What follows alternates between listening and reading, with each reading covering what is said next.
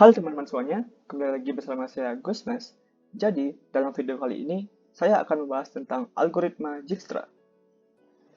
Nantinya, kita akan pelajari 3 submateri, yaitu yang pertama, pengertian algoritma Dijkstra, yang kedua, penemu algoritma Dijkstra, yang terakhir, implementasi dari algoritma Dijkstra. Masuk ke materi yang pertama, algoritma Dijkstra adalah sebuah algoritma yang dipakai dalam memecahkan permasalahan jarak terpendek atau shortest path problem untuk sebuah graf berarah atau directed graph. Dijkstra digunakan untuk memecahkan masalah pencarian lintasan terpendek dari sebuah lintasan yang mempunyai panjang minimum dari vertex A ke Z dalam graf berbobot. Bobot tersebut adalah bilangan positif, jadi tidak dapat dilalui oleh node negatif. Namun, jika terjadi demikian, maka penyelesaian yang diberikan adalah infinity atau tak terhingga. Lalu, siapa sih penemu algoritma Dijkstra? Nah, algoritma ini ditemukan oleh Edgar W. Dijkstra.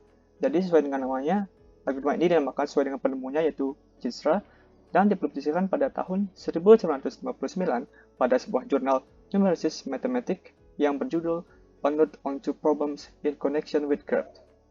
Algoritma ini sering digambarkan atau disebut juga sebagai algoritma greedy atau tamak.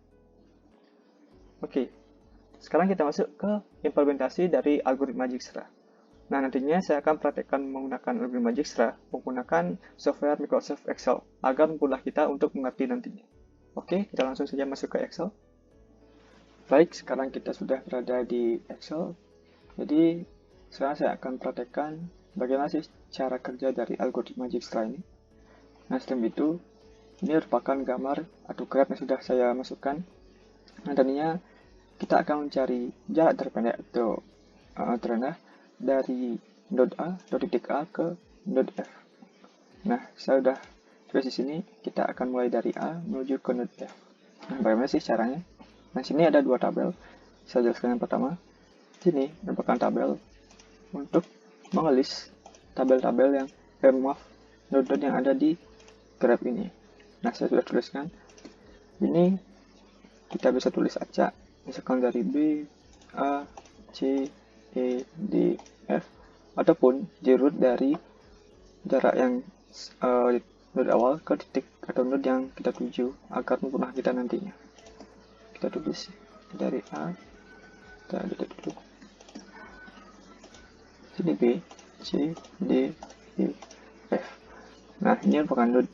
Semua node harus disatukan di tabel ini. Lalu ini adalah previous, yaitu jarak sebelum node sebelum ke node yang kita tuju. Nah, values ini adalah nilai dari perpindahan jarak tersebut. Misalkan dari A ke B itu 5, A ke C itu 9. Nanti kita tulis di sini. Nah, lalu ada tabel yang lagi satunya. Ini bukan tabel untuk mempermudah kita nantinya untuk mengetahui jarak atau rute terpendek yang akan kita lalui dari titik atau node awal ke node tujuan. Nah, sini source sama seperti yang di atas, cuman saya kebalik aja. Ini source merupakan titik awal, terus di sini destination ini merupakan titik tujuan kita. Lalu real path ini adalah jarak atau urutan dari source ke tujuan, terus jarak ini itu sama dengan values nilainya. Terus nanti visited ini ketika kita sudah berada di titik A, nanti dia akan masuk ke visited karena sudah pernah dilalui. Kita langsung saja coba. Nah, A itu tidak berasal dari mana-mana, jadi kita tulis saja A, dan nilainya adalah 0. Karena ia dari dirinya sendiri menuju ke dirinya sendiri. Ataupun kita bisa tidak ditulis dari titik. Namun agar lebih paham, kita tulis saja. Nah, dari node B ini, kita bisa berasal dari A. Nah, dari A ke B itu nilainya 5. Tuliskan dulu di sini. Terus dari A ke C itu nilainya adalah 9. Lalu dari A itu ke D nilainya adalah 11. Nah, untuk E dan F nanti kita cari karena belum ada dari A ini yang bisa mencapai E dan F. Oke, kita langsung saja mulai. Nah, dari A ini ada 3 kemungkinan, yaitu kita bisa ke B, bisa ke C, dan juga bisa ke D. Nah, di sini kita bisa dilihat bahwa nilai A ke B itu 5, A ke C itu 9, A dan ke D itu 11. Jadi kita tidak bisa memutuskan nantinya ketika A ke B ini dan nilai terkecil kita melalui jalur ini. Karena bisa jadi ketika kita ke B ke E dan menuju ke F itu setiap daerah itu memiliki nilai yang berbeda tinggi. Jadi kita harus mencoba semua alternatif yang ada. Baik, kita coba dari A. Itu kita bisa ke B. Nah, relevannya ini dari A, B. Itu jaraknya ada 5. Terus dari A juga bisa ke C. Itu relevannya A, C. Itu jaraknya adalah 9. Nah, dari A ke D, D, A, D, itu jaraknya 11. Nah, sini kita udah tahu kita sudah menuju ke B, C, dan D. Nah, kita sekarang menuju ke yang B. Kita harus coba seluruh node ini untuk mencari tujuan kita dengan nilai terpendek. Nah, kita coba dari atas, dari B. Dari B, kita hanya bisa ke E. Nggak ada jalan alternatif lain. Jadi, hanya bisa ke node atau ke titik E. Jadi, kita dari B itu hanya bisa ke E. Di sini, nah, untuk relevant-nya, jadi kan kita dari awal itu dari A ke B lalu ke E. Jadi, kita tulis A, B, E. Nah, untuk jaraknya, dari A ke B itu kan 5. Nah, sekarang ditambah dengan jarak B ke E. Jadi, 5 ditambah 3 itu sama dengan 8. Nah, di sini, E kan belum ada dari si sebelumnya. Nah, jadi, sudah kita tahu, untuk menuju ke node E, itu bisa dari B. Kita tulis B, dan nilainya adalah 8. Kita lanjut. Setelah dari B, hanya bisa ke E, kita coba ke alternatif yang C. Nah, dari C ini kita mempunyai dua jalan. Kita bisa ke E, kita bisa ke D. Nah, mari kita tulis dari C, ini B. Dari C ke E. Saya tulis sama seperti yang sebelumnya, karena dari A, C, E, jadi kita tulis A, C, E. Lalu nilainya adalah 9 ditambah dengan 3. Artinya 12. Lalu dari C ini juga bisa ke D. C ke D. Nah, sini kita tulis A, C, D. Jadi 9 tambah 4 sama 13. Nah, di sini kita cek juga untuk menuju ke E. Tadi kan sudah ada dari B. Nah, dari B ini nilainya adalah 8. Sedangkan dari C ke E itu adalah nilainya adalah 12. Jadi, karena nilai yang C ke ini lebih besar daripada yang sudah dicatatkan sini, jadi ini kita tidak akan ganti. Namun nanti ketika kita menemukan misalkan C ke E ini nilainya lebih kecil, misalkan 5, jadi nanti kita akan ubah sini. Ini jadi C, ini jadi 5. Nah, terus selanjutnya juga dari C ke D itu nilainya 13. Sedangkan dari A sendiri ke D itu nilainya 11. Jadi sini tidak kita rubah, tetapkan saja. Kecuali nilai yang sekarang ini itu lebih kecil, baru sekarang sini kita ubah. Kita lanjut. Setelah, mohon maaf. Nah, ini kan sudah yang merah-merah di tanda ini merupakan source atau titik kita awal ke 7 titik ini. Ini saya tanda merah karena ini merupakan sudah titik download yang sudah pernah kita lalui.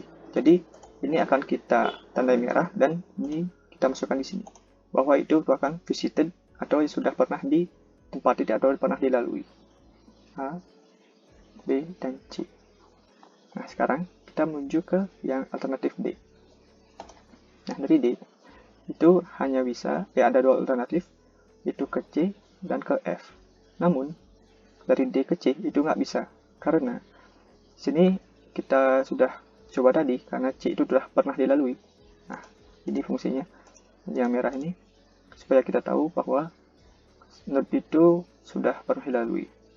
Nah, jadi dari D ke C ini kita tidak bisa melewati lagi karena sudah pernah diinjaki atau dilalui. Nah, sekarang dari D ini hanya bisa ke F langsung. Jadi D, dari node D kita menuju ke node F. Artinya sekarang tadi kan dari A, D ke F, berarti A, D, F. Lalu kita jumlahkan dari A ini 11 tadi dijumlahkan dengan 14, jadinya 25. Nah, di sini kita tadi kan nggak ada ke node sebelumnya, ke node F itu nggak ada. Jadi kita tuliskan yang tadi itu dari D ke F. Jumlahnya adalah 25. Nah, sekarang kita kan udah dapat nih ADF itu jaraknya adalah 25. Namun kita belum tentu merupakan jarak terpendek. Jadi kita harus mencoba semua alternatif yang ada. Nah, sekarang dari C ini kan udah nggak usah lagi, udah pernah penjaki. Dari D udah ini. Lalu yang terakhir adalah dari E. Nah, dari E ada dua alternatif, itu ke C dan F. Seperti yang saya katakan sebelumnya, ketika C ini sudah pernah diinjaki atau pernah lalui, itu dia tidak akan bisa lagi. Karena ketika misalkan nggak kita tandai merah ini, dia akan bisa E ke F itu bisa, jadi dia akan mutar-mutar lagi. Misalkan nggak kita tandai semua, dari C ini bisa lagi ke A, ke B. Jadi itulah fungsinya kita tandai atau visited. Ini saya tambahkan. Nah, dari E ini hanya bisa ke F. Jadi kita tambah di sini F, lalu di sini adalah A, B, E, F. Karena yang kita lalui tadi itu dari A ke B, B ke E, lalu ke sekarang E ke F. Nah, lalu kita jumlahkan. Jadi ABE itu kan cuma 8. Terus ditambahkan dengan 7. Tadi 8 ya 7 sama dengan 15. Nah, di sini nilai suatu node itu ke F, dari E ke F itu nilainya adalah 15. Sedangkan yang telah ditulis di sini adalah D ke F itu 25. Jadi nilai yang ini merupakan nilai terendah kecil. Jadi di sini kita ubah menjadi E, lalu di sini kita ubah menjadi 15. Nah, kita sudah mencoba semua alternatif yang ada dari A, B, C, D, dan E. F, karena ini merupakan titik tujuan, kita tidak tulis lagi, karena ia merupakan titik tujuan atau titik finish yang ingin kita capai. Jadi kita tulis saja, dia sudah visited. Nah, dari tabel yang ini, kita dapat mengetahui jarak dari node A ke F itu, jarak yang terpendek itu kita dapat melalui rel path yang ini, yang terakhir. Dari A, B, F. Yang jumlahnya adalah 15 jarak, atau values-nya adalah 15. Jadi kita sudah mengetahui bahwa jarak dari A ke F itu yang paling terkecil atau paling jarak terpendek adalah 15 dengan rel path A, B, dan F. A, B, E, F. Nah, ini merupakan cara kerja dari algoritma Dijkstra. Seperti yang saya katakan tadi, belum tentu A, D, dan F ini, karena kita lihat ini pendek, namun setiap jarak itu memiliki values atau nilai jarak yang berbeda-beda. Jadi, dalam algoritma Dijkstra, kita harus mencoba semua alternatif yang ada. Maka dapatkan hasil ini adalah nilai yang paling